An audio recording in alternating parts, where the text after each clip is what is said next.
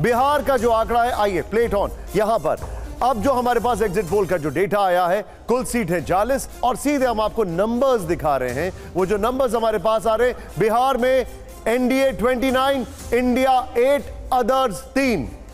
NDA 29, India 8, others 3।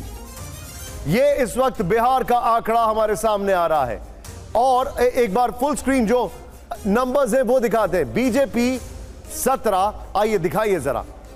Congress 2, Z 17 में 0, मतलब BJP पिछली बार भी 17 थी। कांग्रेस को 1 का गेन है, 2 हुआ है। जेडीयू -9, 7 पे है और -9 है। आरजेडी 6 +6 इनके हुआ है। एलजेपी की अगर बात की जाए तो 4 -2 हुआ है। हम अगर एचएम की बात की जाए तो 1 +1 हुआ है। आरएलएम 0-0, वीआईपी 0-0, लेफ्ट 0-0, अदर्स +3 हुआ है और बढ़ के 3 हो गया है। सुमित जी हाँ, और देखिए ये जो तस्वीर है, इसमें एक बड़ी तस्वीर जो और इसके भीतर दिखाई दे रही है वो ये कि जो सहयोगी हैं, यानी जेडीयू को नुकसान हो रहा है, बीजेपी को नुकसान नहीं हो रहा है। बीजेपी जितनी सीटों पर पिछली बार जीती थी उतनी सीटों पर अभी भी चुनाव लड़ रही है और वो सभी सीटें वो जीत रही है, तो बीजेपी को कोई नुकसान नहीं हो रहा है। लेकिन जेडीयू को नुकसान हो रहा है, यानी जिसके साथ उन्होंने गठबंधन किया उन्हें नुकसान हो रहा है और इस वजह से जो बड़ी तस्वीर है उसमें नुकसान दिख रहा है। कांग्रेस पार्टी को 2019 में 1 सीट मिली थी और देखिए अब जो तस्वीर है, एलजेपी को 2019 के मुकाबले 2 सीट का फायदा हो रहा है। पवन खेड़ा हमारे साथ बने हुए हैं। पवन खेड़ा जी, तस्वीर बदल तो रही है बिहार की, लेकिन इससे ज्यादा की उम्मीद की जा रही थी। और क्या एक स्ट्रैटेजी जिसकी बात की जा रही थी कि जेडीयू की सीटों पर बहुत ज्यादा फोकस किया है तेजस्वी ने, यानी जेडीयू की सीटों पर नुकसान पहुंचाने की कोशिश की और वो होता हुआ भी दिख रहा है। नहीं, मैंने अभी पूरा आपका सर्वे नहीं देखा, रात को जरूर देखूंगा, लेकिन ये माफ कीजिएगा, आप with due respect to all of you, आप बहुत मेहनत करते हैं। गर्मी में आप लोगों ने पूरी मेहनत की, हमसे ज्यादा ही की होगी, लेकिन हम लोग इन एग्जिट पोल्स को एक सरकारी दबाव की वजह से सरकारी एग्जिट पोल कहते हैं।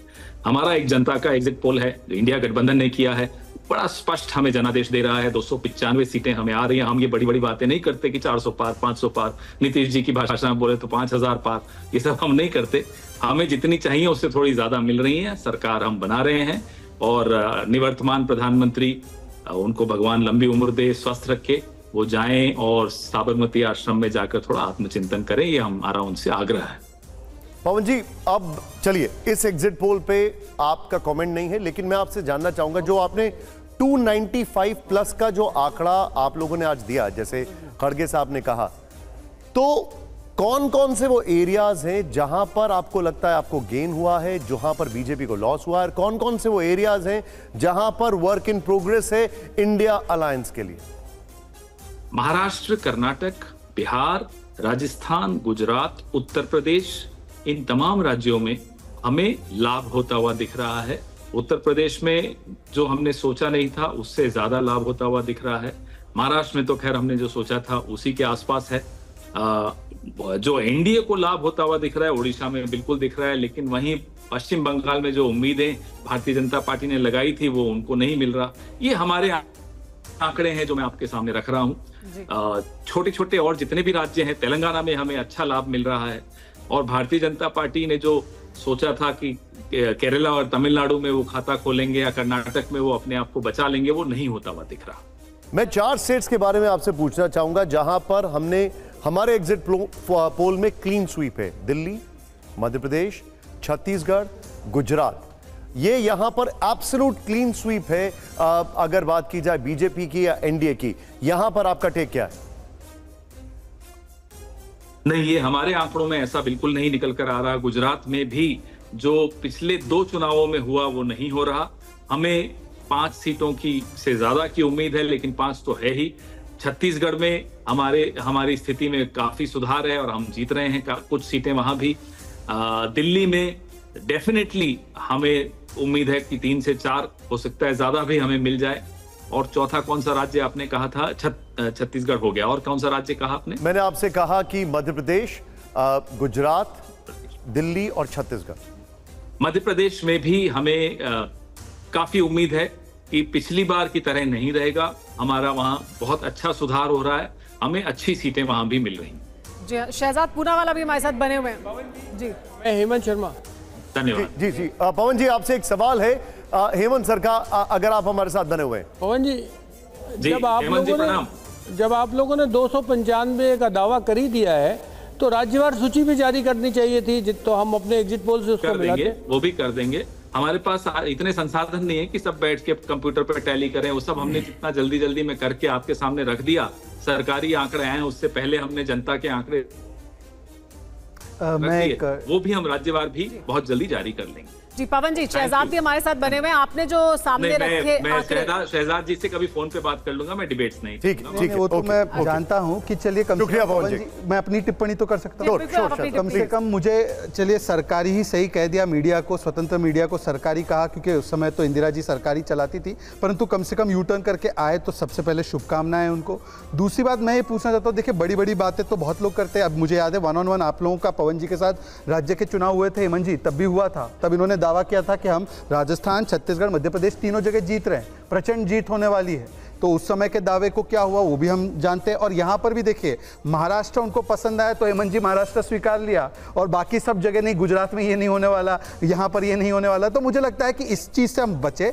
मैं कह रहा हूँ कि एक लार्जर डायरेक्शन एग्जिट पोल सही दिखाते हैं, इसको कम से कम हम स्वीकारें। और डायरेक्शन जो दिख रहा है 10 साल के बाद, अगर मोदी जी के डायरेक्शन में सभी लोग एकमत है, और देखिए 280 जब हमको 2014 में मिले थे तब उसको स्वीप माना गया था।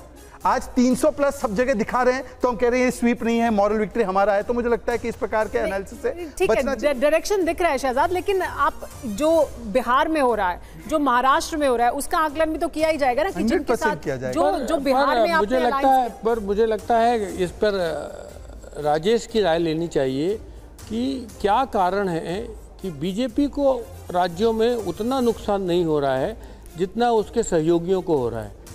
उसके सहयोगी महाराष्ट्र में हार रहे हैं, उसके सहयोगी बिहार में भी जो नुकसान हो रहा है वो नीतीश कुमार की पार्टी को हो रहा है। तो इसका मतलब कहीं न कहीं है कि भारतीय जनता पार्टी या एनडीए के जो सहयोगी हैं वो एनडीए पर बोझ जैसे हैं। ये लायबिलिटी है पूरी। देखिए, मेरा जहाँ तक विचार है, भारतीय जनता पार्टी एक ऐसी इलेक्शन फाइटिंग मशीन है जिसके सिरमौर नरेंद्र मोदी हैं, और वो सबसे ज़्यादा जिनका चेहरा सामने आता है, और उस चेहरे की अभी भी बहुत सारी स्वीकार्यता है। मैं आपको एक एग्जाम्पल देके ये बात कहता हूँ। बहुत सारे लोग भारतीय जनता पार्टी और उनकी नीतियों से, इवन नरेंद्र मोदी की नीतियों से असंतुष्ट हैं, रोजगार के मसले पे, महंगाई के मसले पे, और कई बार राष्ट्रीय सुरक्षा के मसले पर भी। मैं कल एक यहाँ गौतम बुद्ध नगर में एक गांव में गया था। वहाँ मैंने महिलाओं से बात की अलग और पुरुषों से बात की अलग। वो गांव के जो पुरुष थे वो समाजवादी पार्टी के सपोर्टर थे। महिलाएं जो हैं वो कह रही हैं, 7-8 महिलाएं थीं, हमको खेती किसानी में नुकसान होता है, हमको हमारे बच्चे पढ़ने में दिक्कत होती है, हमको कोई फ़ायदा नहीं होता है, महंगाई इतनी बढ़ गई है। फिर मैंने कहा वोट किसको दिया? बोले हम तो बहकावे में आ गए, वोट तो मोदी जी को ही दिया है। अब ये बहुत ही इम्पोर्टेंट बात है। मोदी जो जैसा चेहरा है, चाहे कितनी ही negative publicity Bharatiya Janata party या उसकी पॉलिसी को लेकर हो, लेकिन वोट खींचने में अब भी वो माहिर हैं, ऐसा यानी वो जो कहते हैं प्रधानमंत्री नरेंद्र मोदी। लेकिन ये भी अजीब बात है कि कोई व्यक्ति अपनी लोकप्रियता पर वोट पा रहा है और उसे आप कह रहे हैं बहकावे में। 10 बरस से 3 चुनाव वो बहकावे में वोट मिल रहा है। ये उन महिलाओं की बात है। 3 चुनाव बहकावे में, ये महिलाओं की बात, उनकी बात जो ईमानदारी है, महिलाओं की उन्होंने बात कहा यहाँ क्यों कर रहे हैं जबकि वो इररिलेवेंट बात है। नहीं, इररिलेवेंट मैं ये जानना चाहता हूँ कि कोई एक नेता इस देश में बताइए जो मोदी जी जैसा मेहनत करता हो, कोई एक नेता ऐसा हो जो 24 घंटे सोचता हो, योजनाएं बनाता हो, रणनीति बनाता हो, फिर उसको एग्जीक्यूट करता हो। तो आपको जो मोदी की इक्विटी है उसको तो मानना ही पड़ेगा। मैं उनके नीतियों से असहमत हो सकता हूं और बहुत सा असहमत हूं भी, लेकिन एक व्यक्ति जो इतना, जो जिसके मतलब अपोजिशन में जिसके कद का कोई दूर दूर तक नेता नजर नहीं आता, आप उसको कहते हैं कि बहकावे में वोट देंगे। मैं नहीं कह रहा हूं, आप मेरी बात को गलत समझ रहे हैं। मैं ये कह रहा हूं, महिलाओं ने कहा है कि हमने वोट मोदी को ही दिया है, हम परेशान हैं, वोट मोदी को ही दिया। मैंने कहा क्यों दिया? आपको ये मानना पड़ेगा, आपको ये मानना पड़ेगा कि महिलाओं का एक बड़ा वर्ग है जो मोदी का समर्थक है, जो देश में हो गया है, इसलिए क्योंकि उनके किचन से परेशान है। हाँ, महंगाई बेरोजगारी इशू नहीं है उनका, इशू किचन है। उनका किचन में उनको आराम मिला है। नहीं मिला है आराम, ये कह रही है वो हमको आराम। एक मिनट अपनी बात कर लूँ। वो क्या, मैं अपनी बात नहीं कह रहा हूँ, उन महिलाओं से जो बात हुई है उन्होंने कहा कि मोदी के अलावा कुछ था नहीं, हम बहकावे में आ गए। मैं उनके शब्द का इस्तेमाल कर रहा हूँ, अपने शब्दों का इस्तेमाल नहीं कर रहा हूँ। लेकिन आप दूसरी तरफ राहुल गांधी को देखिए, राहुल गांधी ने कम मेहनत की है क्या? एनडीए के देखिए 160 187 और इंडिया का 108 है। इंडिया बहुत जबरदस्त तरीके से लड़ रहा है अकॉर्डिंग टू योर डेटा। लड़ रहा है ना, जो लड़ रहा है ना। मेरी एक बात बताइए, दक्षिण तक पदयात्रा नरेंद्र मोदी ने क्या आप ये कह सकते हैं राहुल गांधी ने मेहनत नहीं की? राहुल गांधी, क्या आप ये कहते हैं सिर्फ नरेंद्र मोदी मेहनत करते हैं? राहुल गांधी ने इतनी जबरदस्त मेहनत की, आप देखिए ना उसमें। नरेंद्र मोदी ने 230 रैलियां की, एकदम की हैं। राहुल गांधी ने 100 की। उनको मना किया था किसी ने? करने की बात मना किया था किसी ने? राहुल गांधी को किसी ने अमेठी से लड़ने से मना किया था? इंडियाज अलायंस, जिस पार्टी का मेरी बात गर्भनाल रिश्ता हो अमेठी और रायबरेली से, वो उसको छोड़ के चला जाए। और मैं मानता हूं कि चले गए, चलिए हार गए तो चले गए, हारने के बाद एक दिन वापस नहीं गए, आप वापस जाने के बाद अभी 5 साल बाद जा रहे हैं। लिस्ट देखिए मेरे सामने शहजाद जी, एक मिनट, एक लिस्ट में देखिए। आप ही बोल रहे हैं। इंडिया अलायंस जो है, नहीं इंडिया अलायंस जो है उसके सामने कहां से शुरू किया था इंडिया अलायंस की मेरी कोई मोहब्बत नहीं है। जरा भाई मुझे स्प्लिट हो गया एनसीपी में, स्प्लिट हो गया शिवसेना में, महाराष्ट्र में गवर्नमेंट चली गई। सभी के पास में आ रहा हूं सर, बहुत छोटी टिप्पणी, बहुत छोटी। हमें ऊपर एक डेटा कलेक्ट करना है, मैं आपके पास तुरंत आ रहा हूं। पार्था, बिहार के ऊपर जो आपके पास डेटा एनालिटिक्स है वो जरा तुरंत बताइए। ये देखिए, ये बिहार का 2014-2019 का ये पिक्चर आप देखेंगे तो देखिए 2019 में ये जो वोट शेयर था आप देखेंगे, एनडीए 53 था और यूपीए था 29। तो मतलब आपका एक वोट शेयर में 33-34% का एक गैप था। तो ये गैप कवर करना बहुत मुश्किल है अगर अलायंस शिफ्ट नहीं होता। अभी जेडीयू तो एनडीए के साथ ही है, तो एक बहुत बड़ा मुश्किल एक चुनौती है बिहार में ऑपोजिशन के लिए। एक ही सीट देखिए 2019 में यूपीए को एक ही सीट आया था, वो है किशनगंज। एकदम ये कोने का जो सीट है किशनगंज, एक ही आया था। ऑलमोस्ट 70% मुस्लिम पॉपुलेशन है, वही सीट जीता था। बाकी देखिए बिहार में कोई सीट नहीं आया था। तो बिहार में जो चैलेंज है ऑपोजिशन के लिए वो काफी ज्यादा है वोट शेयर का साइड में, एवं सीट शेयर में भी देखेंगे 40 में जब एक सीट है और सीट्स वोट शेयर में आप जब देखेंगे जो 33% वोट शेयर में इंडिया आगे है, तो काफी बड़ा चुनौती है।